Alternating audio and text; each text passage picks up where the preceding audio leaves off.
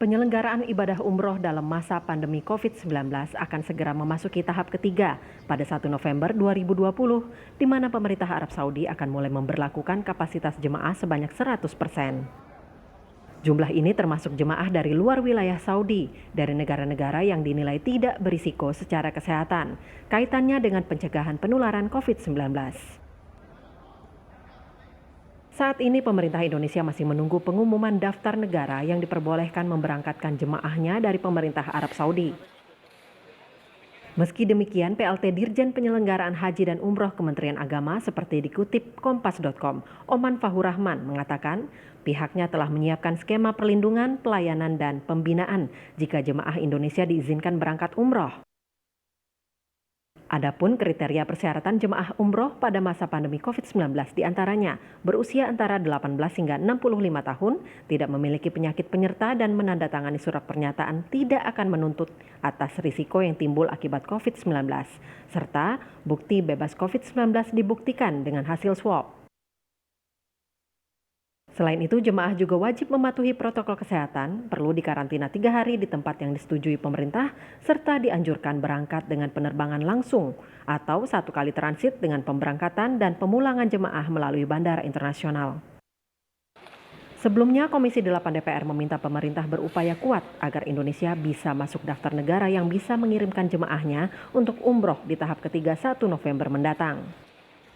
Maka kita minta Kementerian Agama atau Kementerian Luar Negeri, termasuk Duta Besar kita di Jeddah, itu melakukan komunikasi yang benar dan intensif supaya peluang umroh itu yang sudah dibuka kembali oleh Saudi itu ada efek positifnya ke kita. Karena kalau misalkan 1 November itu Indonesia termasuk negara yang dikecualikan, tidak boleh mengirimkan calon jamaah umrohnya, saya kira itu pukulan telak bagi kita. Pemerintah Arab Saudi telah membuka kembali pelaksanaan ibadah umroh secara bertahap mulai 4 Oktober 2020. Untuk tahap pertama, pembatasan kapasitas jemaah maksimal 6.000 orang, tahap 2 sebanyak 15.000 jemaah, dan tahap 3 yang akan dimulai pada 1 November 2020 dengan kuota 100% bagi jemaah luar Saudi, dari negara yang dinilai tidak berisiko secara kesehatan. Adapun tahap 4 memungkinkan jemaah luar negeri dapat beribadah umroh, tetapi saat ini waktunya belum ditentukan. Tim Liputan, Kompas TV. Lalu bagaimana peluang dan kesiapan Indonesia, Saudara, untuk bisa masuk daftar negara yang jemaahnya bisa umroh pada tahap 3 pada 1 November mendatang? Untuk membahasnya sudah bergabung secara daring Kasubdit Pemantauan dan Pengawasan Umroh dan Haji Khusus Kementerian Agama, M. Nur Alia Fitra, dan juga Kabid Umroh Asosiasi Muslim Penyelenggara Haji dan Umroh Republik Indonesia, Ampuri, Zaki Zakaria. Selamat pagi, Bapak-Bapak. Assalamualaikum. Waalaikumsalam. Selamat pagi, Pak Irianda. Ya. Dan selain itu, Saudara, Anda yang di rumah juga bila ingin bertanya, kami juga mengajak Anda berpartisipasi melalui sambungan telepon di 02153660500. Kita langsung menuju ke Pak Nur Alia dulu. Pak Nur, jadi update terakhirnya ini kapan? Keputusan terakhir dari Arab Saudi untuk tahu apakah Indonesia ini bisa masuk atau diizinkan atau tidak? Ya, kalau berdasarkan dari informasi yang berlaku saat ini bahwa pada tanggal 1 November nanti akan dibuka. Namun negara-negaranya mana saja itu sampai dengan saat ini belum menerima informasi apapun terkait dengan daftar negara-negara yang bisa untuk memberangkatkan jemaahnya ke Arab Saudi. Oke, jadi belum ada tanggal pastinya ya kapan kita bisa tahu Indonesia ini bisa diizinkan atau tidak? Belum ada kepastian baik itu kapan dan juga ketentuan-ketentuan kita juga masih menunggu semuanya dalam proses menunggu dan tadi sudah disampaikan bahwa perwakilan pemerintah kita di Arab Saudi dalam saat ini KBRI maupun KJRI ini terus melakukan koordinasi secara intensif dengan Kementerian Haji dan Umroh di Arab Saudi untuk istilahnya meminta agar informasi-informasi yang terkait dengan penyelenggaraan umroh dapat segera didapatkan oleh pemerintah Indonesia. Iya, Pak Nur, kalau mengingat kasus positif COVID-19 relatif masih tinggi di Indonesia, ini bagaimana peluangnya kira-kira? Yang jelas pemerintah Arab Saudi memberikan aturan bahwa ini akan tergantung dari tingkat pandemi COVID di masing-masing negara. Jadi negara yang akan diizinkan untuk memberangkatkan ibadah umroh ini tergantung dari pandemi COVID-nya di masing-masing negara. Namun kita tetap optimis karena pemerintah Saudi yang saat ini yang beredar di informasi yang beredar di Arab Saudi bahwa jemaah-jemaah yang berangkat ke sana ini harus sudah COVID. Sudah barang tentu nanti ketika kita, pemerintah dalam hal ini, menerbitkan kebijakan, ini pasti juga akan memberikan screening yang ketat bagi jemaah-jemaah yang akan berangkat ke Arab Saudi. Misalkan nanti ada pembatasan usia, kemudian pembatasan kesehatan, sekaligus juga misalkan pada saat mau berangkat harus swab atau harus PCR gitu dalam kurun waktu 72 jam yang masih berlaku sampai dengan di Arab Saudi. Maka kita akan terapkan benar dan jemaah-jemaah yang akan berangkat kita screening, jangan sampai ada yang lolos kemudian sampai dengan di Arab Saudi mereka kembalikan lagi gara-gara terkonfirmasi positif. Seperti itu, Mas. Ya, jadi ada beberapa persyaratan. Nanti kita juga akan membahas sih bagaimana kemudian syarat-syarat atau kriteria di masa pandemi ini yang juga disebutkan oleh Arab Saudi. Tapi Pak Nuralia, upaya pemerintah Indonesia sendiri agar bisa dapat jatah umroh di tahap ketiga ini seperti apa? Adakah lobby-lobby dengan pemerintah Arab? Sudah. Jadi melalui perwakilan kita, Kementerian Luar Negeri dan KBRI yang ada di Riyadh ini sudah terus melakukan komunikasi, koordinasi secara intensif agar kita mendapatkan jatah prioritas untuk bisa berangkat lebih awal. Baik. Seperti itu. Pak Zaki, Amfuri sendiri melihat bagaimana kebijakan Arab Saudi rencana membuka kembali di tanggal 1 November 2020 ke depan. Seberapa yakin Indonesia ini bisa kemudian kembali diizinkan untuk melakukan ibadah umroh di 1 November mendatang, Pak Zaki? Ya, baik. Terima kasih Pak Irianda. Kita sampai sekarang masih menunggu memang seperti yang disampaikan Pak Kemenak juga. Memang sekarang kita masih menunggu, belum ada rilis dan pengumuman negara mana saja yang diperkenankan untuk masuk untuk umroh di awal November.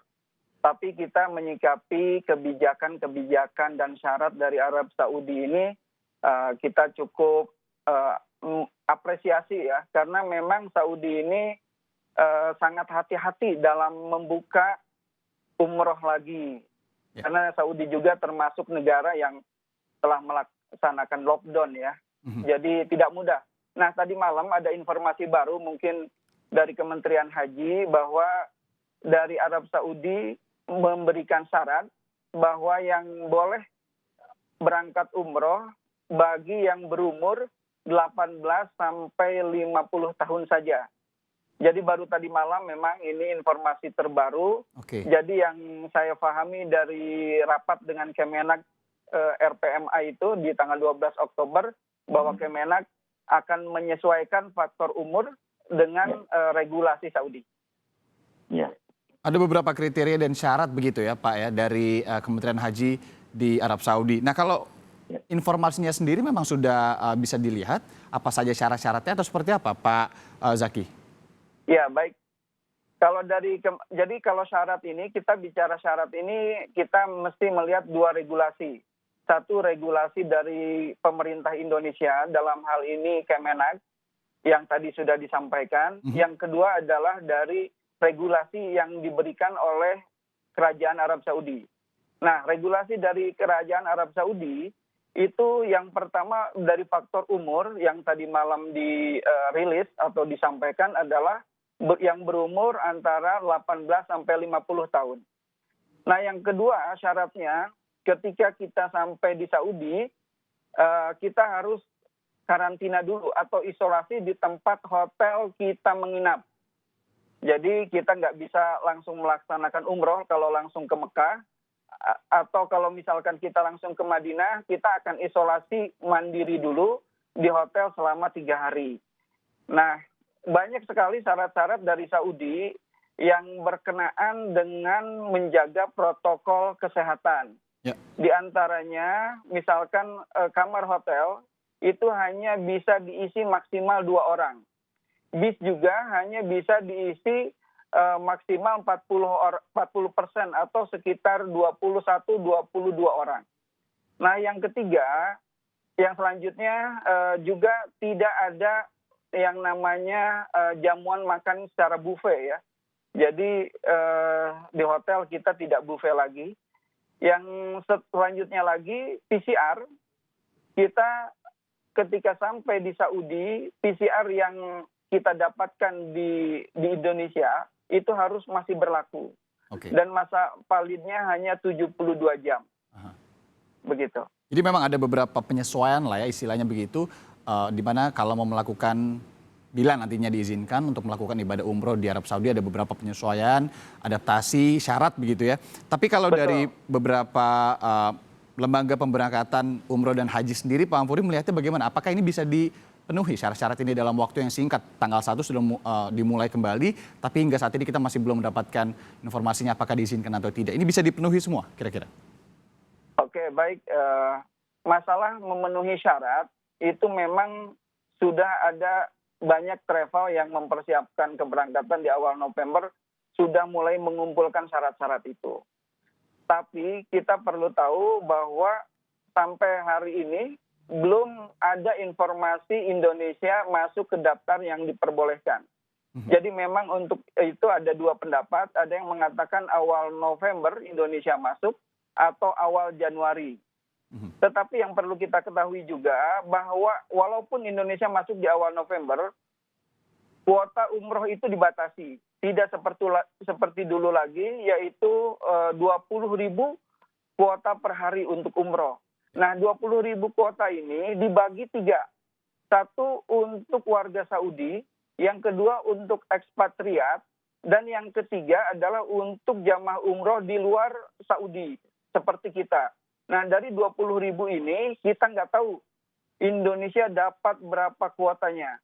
Nah, itulah yang kita tunggu-tunggu sampai sekarang. Semoga aja kita bisa mendapatkan kuota yang mencukupi dan insya Allah kita siap untuk memberangkatkan. Insya Allah. Dan ya yang terbaik adalah bila informasinya secepat mungkin begitu ya untuk juga menyiapkan keberangkatan. Pak Nur, ini tadi kata Pak Zaki ada 2 informasi, ada yang 1 November, kemudian ada yang 1 Januari. Bagaimana melihatnya pemerintah?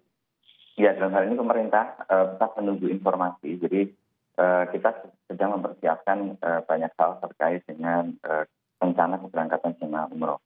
Yang pertama bahwa kita akan menerbitkan regulasi terkait dengan protokol kesehatan. Ini pasti nanti akan yang menjadi domain untuk Kementerian Kesehatan. Dan yang kedua adalah bagaimana para penyelenggara ibadah umroh ini mempersiapkan jemaahnya sekaligus memenuhi persyaratan-persyaratan yang nanti akan ditentukan oleh pemerintah Saudi. Seperti yang tadi disampaikan oleh Pak Zaki, itu memang kami juga sudah menerima informasi tersebut. Namun kami masih belum berani untuk memberikan rilis secara resmi karena itu belum resmi kami terima. Khawatirnya ketika nanti kami itu memang sudah banyak beredar dan itu sudah diumumkan oleh surat kabar di Arab Saudi. Namun pemerintah dalam hal ini berhati-hati menunggu informasi resmi dari pemerintah Arab Saudi terkait dengan bagaimana protokol kesehatan dan bagaimana persyaratan-persyaratan yang harus dipenuhi oleh seluruh penyelenggara, baik itu di Arab Saudi maupun penyelenggara di Indonesia, dan ini ketika mereka akan memberangkatkan jemaah umrohnya. Dan ini nanti regulasi ini akan kita terbitkan, kita masih tetap akan menunggu, regulasi apa dari pemerintah Arab Saudi, dan itulah nanti akan kita terbitkan. Jadi tetap Indonesia dalam hal ini menyesuaikan dari regulasi yang ada di Arab Saudi. Jadi jangan sampai kemudian di Indonesia di Arab Saudi diperbolehkan, tapi di kita ternyata dilarang atau sebaliknya. Ini menjadi sangat hati-hati karena jangan sampai kemudian ada istilah bahwa pemerintah kemudian menghalang-halangi orang untuk melakukan ibadah. Kira-kira gitu ya Pak Zaki ya.